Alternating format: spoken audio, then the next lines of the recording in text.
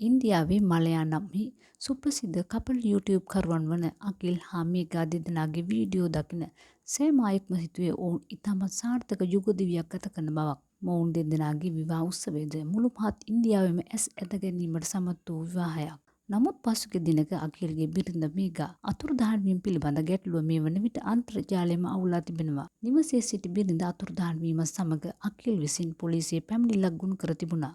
පසුව පැමිණිල්ල ඔස්සේ විමර්ශනය කළ පොලිසිය සොයාගෙන ඇත්තේ මේඝා විසින් මැදියම් රැයේ රාත්‍රී ඇඳුමද සමග තවත් පුද්ගලයෙකු හා පලා යන දර්ශනයයි. ඇය විසින් ගමන් මළුද රැගෙන මග රැක සිටි පුද්ගලයෙකු සමග වාහනයක නැගී යන දර්ශනය මේ වන විට සමාජ මාධ්‍ය අවුලා තිබෙනවා. මේඝා බස් කොන්දොස්තරවරයෙකු ලෙස රැකියාව කරන පුද්ගලයෙකු සමග තම නිවසින් පිටව ගිය බවට පුවත මේ වන විට ඉන්දියාවේම ජනප්‍රිය පුවතක්. අකිල්ගේ සමීප මිතුරිය වන සායි ක්‍රිෂ්නා විසින් මේඝා පලා ගිය බවට තහවුරු කර තිබෙනවා.